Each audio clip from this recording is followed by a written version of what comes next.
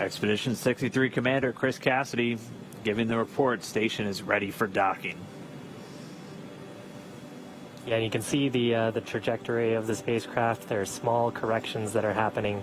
So as we get closer and closer to station, we're trying to stay within those two corridors, which are shown coming out of the docking port that we're going towards. That little dot, I think, was the 20-meter hold point, so that's where we expect there to be the spacecraft holding right in front of the International Docking Adapter. There'll be a go, no-go pole. The ground teams have worked hard over the past probably years to come up with a set of what we call flight rules. So those are technical constraints, items that we look for, that if any of those criteria were violated, then we have a rule that we've predetermined. Gives us guidance to say whether we could approach or not. So far, our vehicle has been very healthy, but technical ground teams will all do their due diligence to make sure that it's still safe to approach. Right at this moment, that approach is continuing, still moving in at about 0.3 of a meter per second. Dragon's coming up on just 100 meters away from the space station. So the very top there is the nose cone on the spacecraft, where we've got a cool view. Left side of your screen is the International Space Station. Right side of your screen is Dragon.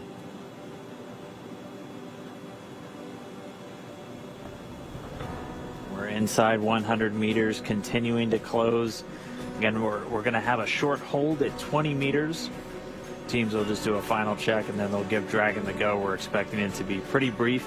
We should get to that hold point in just about 4 minutes, moving at our current pace. I think you can see a meatball and American flag on that on the spacecraft. The NASA logo, of course, referred to as the meatball. I think there was some spirited discussion about the meatball versus the worm during ascent. And you can see those logos. That structure on the fairing structure is actually what the Super Dracos are housed in. Of course, all of those are deactivated now, only used for launch escape during the ascent portion. Nose cone right at the top of the vehicle, and you can see sort of the sealing surface. Those four circular slots right underneath the nose cone within that red ring are the Ford bulkhead Dracos. That's what we were using while we were conducting all those burns, the 5 burns to get to this point. Right now, we don't have a reason to use those. We'll only be making small altitude corrections with the service section Dracos. You can see the service section actually pretty clearly here too. There's a black portion and a white portion sort of separated by a fin. The black portion is solar panels, solar cells that'll charge Dragon's batteries, and the bottom side the white portion is actually a thermal radiator that's used to keep the spacecraft nice and cool. Of course, the avionics and the cabin, making sure that Bob and Doug are comfortable inside. Looks like we're getting a shadow cast. We are just 60 meters away, continuing to close in, just about 40 meters to go until we're at that hold point. Should get there in just over 2 minutes. Meanwhile, teams in Hawthorne and in Houston doing their internal go, no go for docking. They're going to get all the teams pulled. Once everyone's go, we'll be able to give Dragon the final go-ahead for the vehicle to autonomously fly in and dock with the International Space Station. Should be coming up on waypoint 2 arrival in just about 1 minute, 45 seconds. At this point, it'll be 20 meters away from that docking port. The International Docking Adapter number 2 attached to pressurized mating adapter number 2 at the very forward end of the Harmony module. Right there on the right around the center, you can see the forward hatch. It's got a window in it. You can see a couple of handles, and there's some features that look sort of bronze-ish. Those are the pedals that we were talking about earlier as part of the soft capture system. So pretty wild too to see. We're so close that we're getting shadows from the station on Dragon. Wow. And we're getting these views of Dragon's approach from 2 cameras that are right next to that docking adapter. and the movement's a little jarring at times. These cameras are being commanded by a person at the Cronus console in Mission Control Houston, and they send some very basic function commands to the camera, which it then executes automatically. And so they're continuing to follow Dragon in, so we do thank them for their diligence to give us these views of this historic moment as we are just less than 30 meters away from docking. Right above the NASA meatball logo, you can see three of the service section Draco thrusters. That's right, 12 in all. So 4 of those clusters spread around the vehicle, used for a lot of the attitude control and any small translational maneuvers like we just watched Bob and Doug execute with their second manual flight test. Yeah, and actually oriented in a way too where if you were to lose some of those thrusters, you still have redundancy and control in those axes. That's part of the reason why they're sort of at the angles that they are. All right, so we should be getting to waypoint 2 right now.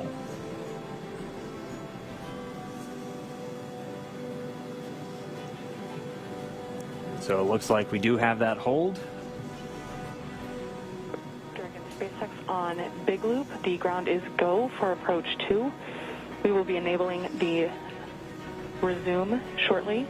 As a reminder, ensure your visors are closed prior to Dragon's departure from the waypoint.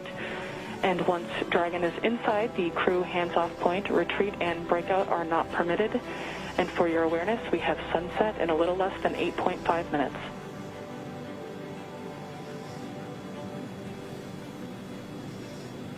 Copies all on the Big Loop. Go for docking.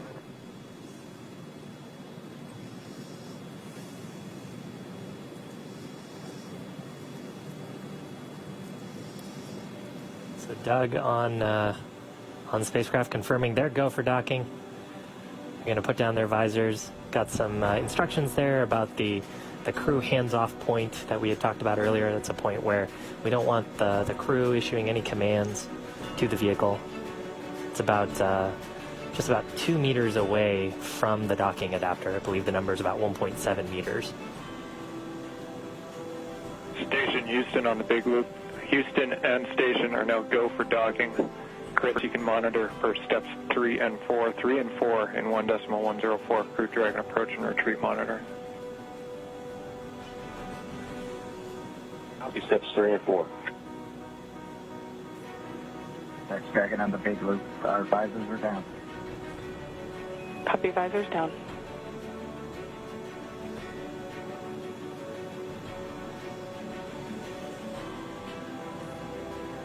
With the crew confirming their visors down, we should see the final approach resume. Dragon on the Big Loop down from approach 2. Copy, inbound. Station copy. And we're going to be racing that sunset. The approach has resumed. Dragon closing in. We're inside 20 meters. And yeah, that crew hands-off point should come up in about 3 minutes or so. Right before we get that final docking, it comes about 20 seconds prior. We're just about 2 meters away from the station still. And that's just the crew not issuing any abort commands. At that point, it would be too late. And so any aborts would be executed automatically by Dragon itself.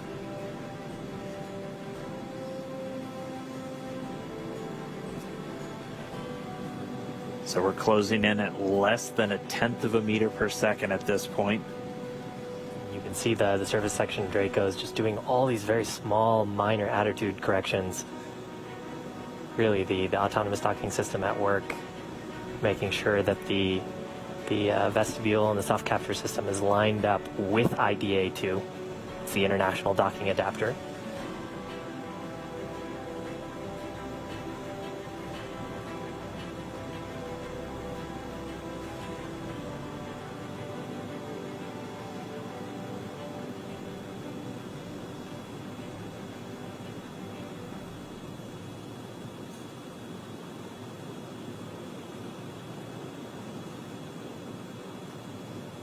You can see much more clearly there the hinge mechanism for the nose cone. Those four black circles are the forward bulkhead Dracos, not to be used at this time. And then, of course, the pedals of the soft capture system. Wow.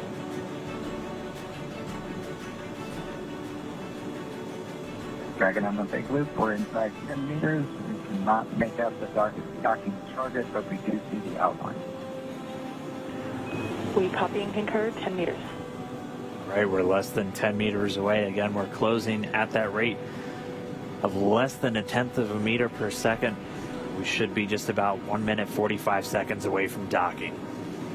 There's a center line camera right in that middle, so that you can see where the forward hatch is, and right in the middle of that there's a window, and there's a center line camera that is aligned with the center of the vehicle and the center of the docking mechanism.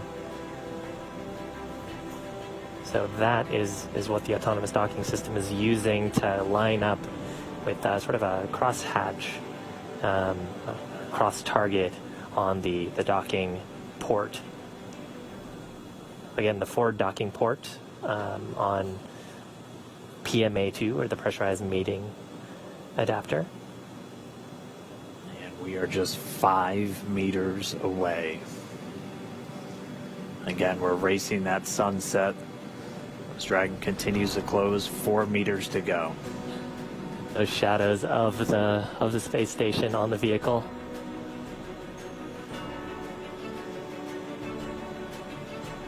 Yeah, you can actually see the centerline camera pretty clearly there, sort of with the contrast of the sun right now. 3 meters to go.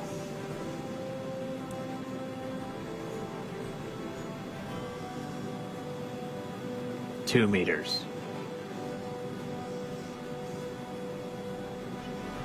We are inside the hands-off point, the chop, the crew hands-off point. 1 meter to go.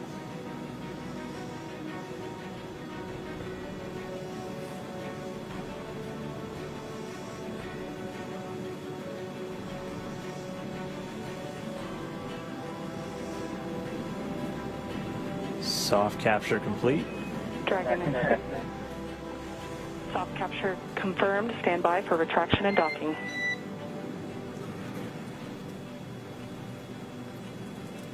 Bye. And we just heard it, soft capture. We have docking, that coming at 7:16 a.m. Pacific time, with the station and Dragon flying 262 statute miles right over the border between northern China and Mongolia. You saw a little bit of motion there of Dragon. That was that relative motion that the soft capture system is damping out. Once that motion is clear, then the soft capture system will be retracted, and Dragon will go for hard capture.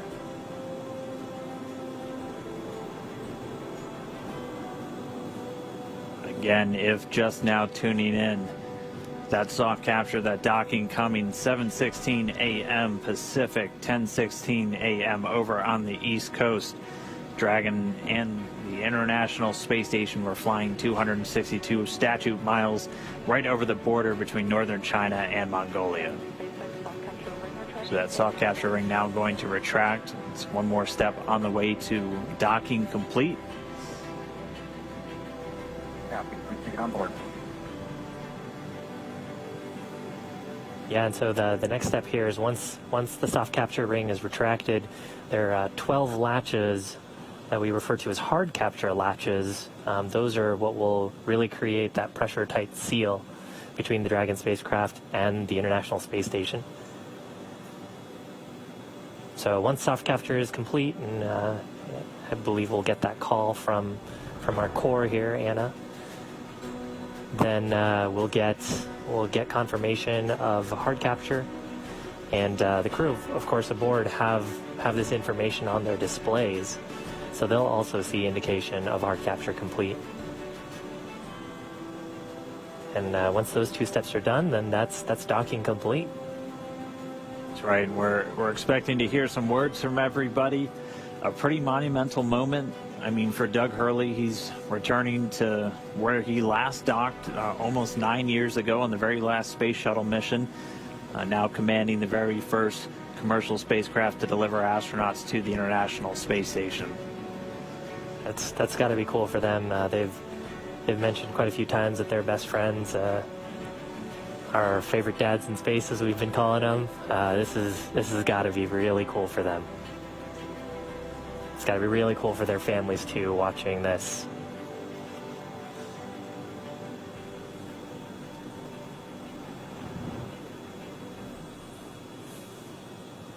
It looks like we have another quick handover. We'll get that video back shortly. We're about 75% complete already with that retraction.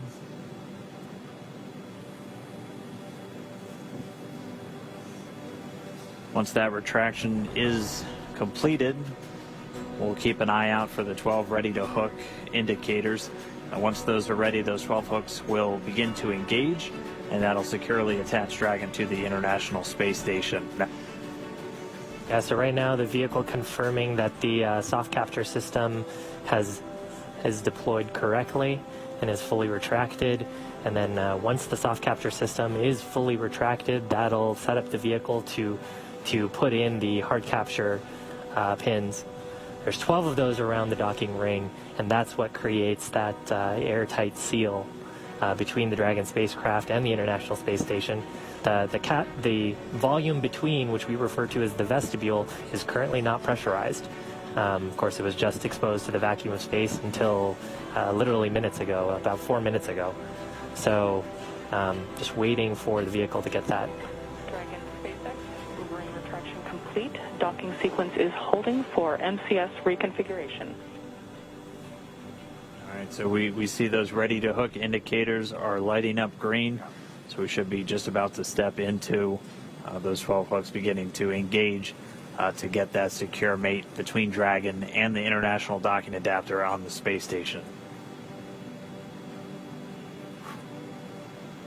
Wow, right now those two vehicles are flying together. They are attached to each other. It's been just under 19 hours since we lifted off. We're actually at about 18 hours, 58 minutes, and 42 seconds. So we promised about a 19-hour ride up to station, and we made it just a few minutes before that. They were able to dock a few minutes ahead of schedule. We were tracking them to still take about another 10 minutes, but able to step through all of their burns about 16 minutes ahead of schedule and get us to where we are now.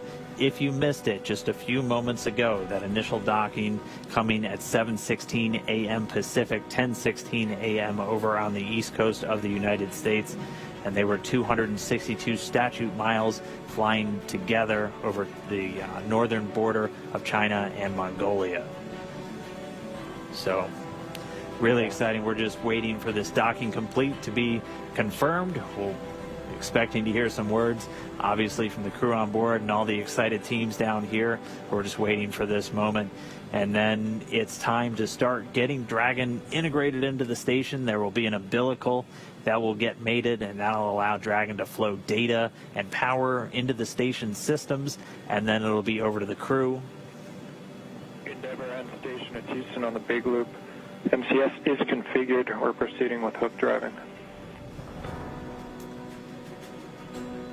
All right, and they did a quick, so the motion control system onboard station now back under those control moment gyros, so handed over from the Russian thrusters, and Dragon now given the go to drive those hooks. We have to do that changeover of attitude control before we drive those hooks, as the Russian thrusters a little bit more dynamic in their control of attitude, and if you had a thruster firing while you were starting to drive those hooks, that could miss a line. So going over to the smoother control moment gyros on the U.S. side, now controlling the attitude on board the station, and those hooks, those 12 hooks on Dragon, about to start driving.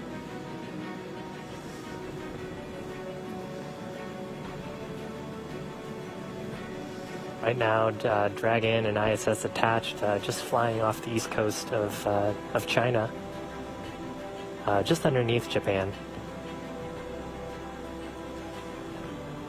Attached to each other, we recently passed over to the orbital night, so we're on the currently the dark side of the world. And And the soft capture system has been stowed. We see the umbilical starting to deploy. About 40% of the way so far, going pretty quickly. Should just take a couple more seconds until we're all the way connected. And then we should be getting that docking complete call out from the core here in Mission Control, SpaceX and Hawthorne. Standing by. Dragon SpaceX docking sequence is complete.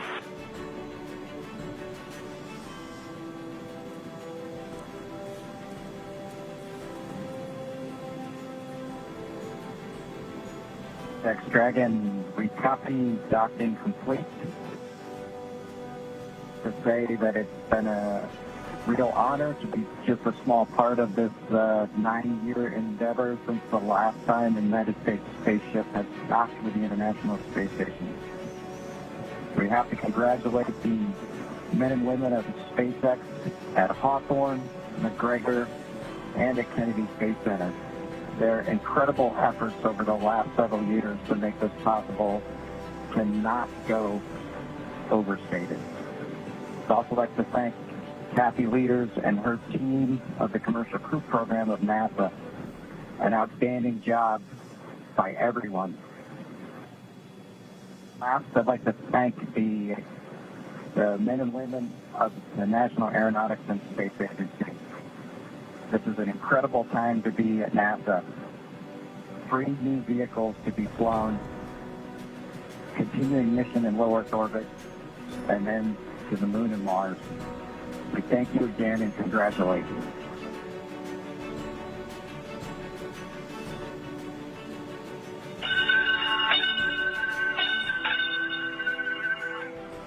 Dragon arriving. Crew of Expedition 63 is honored to welcome Dragon and the Commercial Crew Program to welcome aboard the International Space Station. Bob and Doug, glad to have you as part of the crew. Well done. Bravo Zulu. Okay, happy. Thank you, Chris. Thank you, Chris. Endeavour, this is Houston. Bob and Doug, welcome to the International Space Station after your spectacular rendezvous and docking of the first Crew Dragon vehicle. For the first time since the retirement of the Space Shuttle, you've completed a historic ride to the ISS and have opened up a new chapter in human space exploration. On behalf of the flight control teams here in Houston and in Hawthorne, California, and to our SpaceX colleagues, bravo on a magnificent moment in spaceflight history and on the start of a new journey that has changed the face of space travel in this new era of space transportation. Bob and Doug, good luck, and we look forward to working with you on board.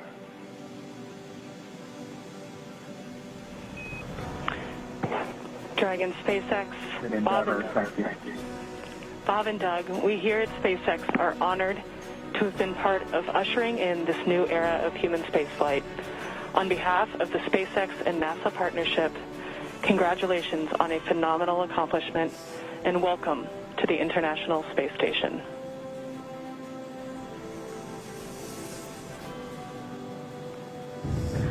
Well, thank you, Anna. We appreciate all the good words and everyone thanking us, but it truly was a magnificent effort by the entire team, the SpaceX team, the NASA team, and a team across America who was able to pull this off and bring human spaceflight again to our nation. Thanks for everything. Happy to be aboard.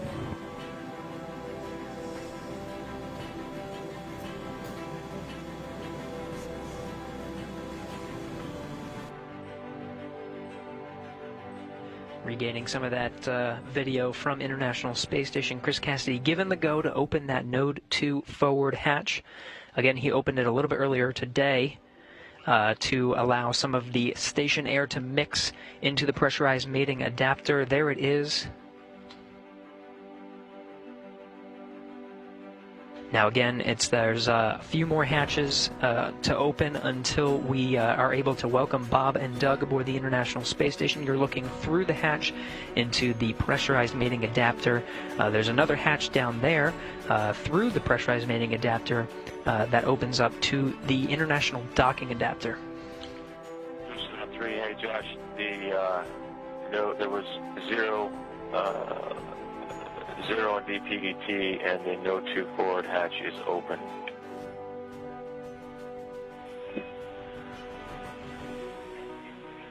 Chris, we copy. Note 2, forward hatch open. We concur your go for the next yellow activity. That's your 1515 activity. It's step 2 in 2.102 Crew Dragon ISS arrival through hatch opening. Basically, you're going to cycle the 8-pass equalization valve. Dragon SpaceX on Dragon to ground. If desired, reference procedure 4.400 to monitor vestibular pressurization.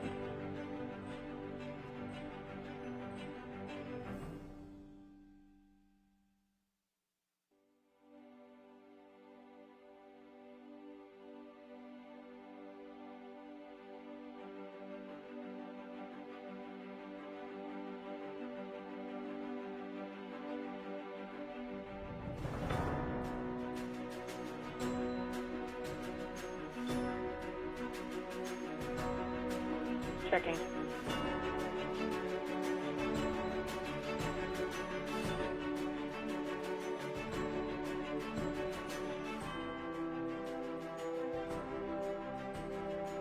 This is Mission Control Houston. Chris Cassidy opens the hatch to the International Docking Adapter, 11:37 a.m. Central Time.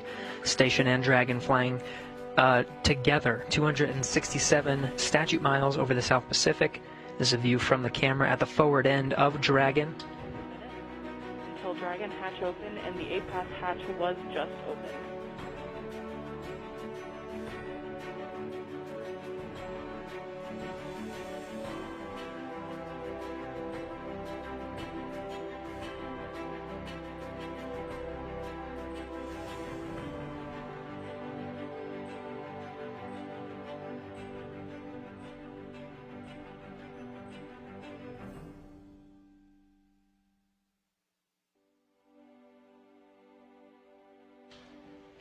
We have Bob Behnken from SpaceX Demo 2 mission entering the International Space Station.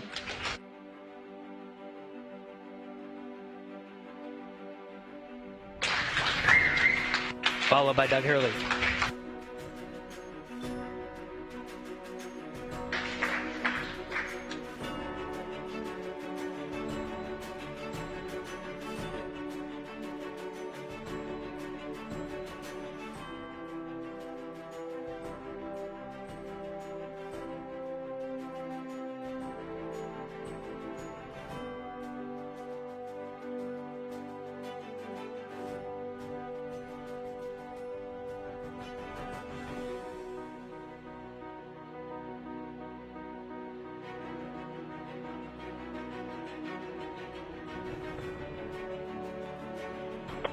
And Station Houston, we see you, and it's a great-looking photograph.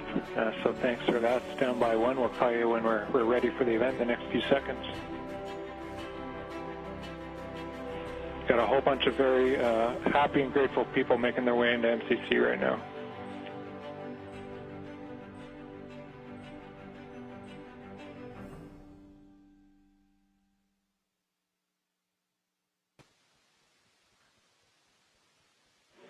All right, Station, it's Houston on Spacer Ground 2. Confirm that you are ready for the event. Houston, this station, we are ready for the event. Copy that. And, sir, Administrator Bridenstine, welcome to MCC. Please call Station for a voice check. Station, this is the NASA Administrator. Can you hear me? We hear you loud and clear, sir. Welcome to the space station. Thank you, Chris. It's good to see you. And welcome to Bob and Doug. I will tell you, the whole world saw this mission, and we are so, so proud of everything you have done for our country and, in fact, to inspire the world.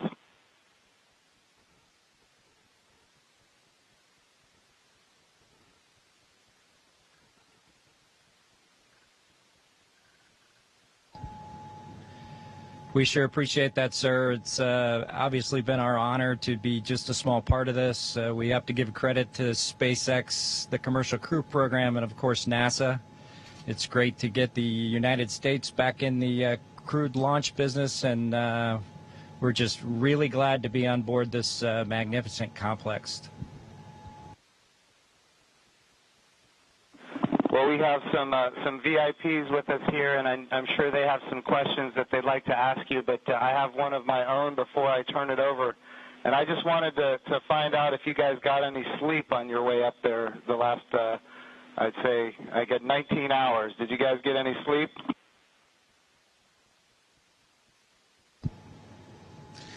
Yeah, I think a lot of folks in Hawthorne were asking the same question, sir, but we did get probably a good 7 hours or so opportunity for sleep, and I did succeed at sleep, and Doug did as well. So the first night is always a little bit of a challenge, but the Dragon was a slick vehicle, and we had good airflow, and so we had an excellent evening, and just excited to be back in low Earth orbit again.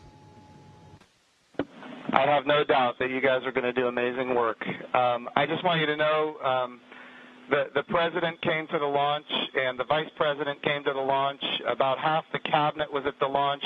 We had members of Congress and members of the Senate from both sides of the aisle, and this was an amazing moment of unity for the nation. It was an amazing moment for the whole world to look up.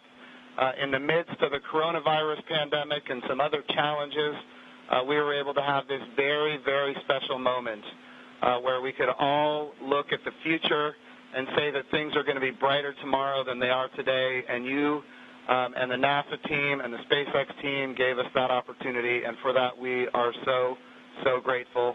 I would also be remiss as the NASA administrator if I didn't promote what comes next. And, of course, this is the beginning. We are now launching to low Earth orbit again, but we will soon be going to the moon. We will be going to the moon sustainably with commercial partners and international partners. We're going to use the resources of the moon to learn how to live and work for long periods of time. Ultimately, we're going to take all of that knowledge and we're going to go to Mars. And, of course, this time when we go to the moon, we go with a very diverse, highly qualified astronaut corps that includes women, which is why we call the program Artemis, named after the twin sister of Apollo, and she, in Greek mythology, was the goddess of the moon. This is the beginning. There is so much more to come, and I'm glad that our representatives of the Johnson Space Center are here because we're going to be asking them to fund this project.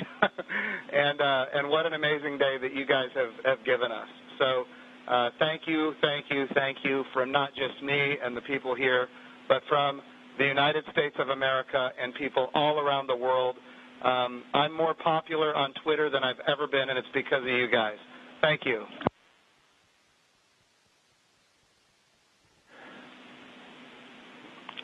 To the crew on the International Space Station.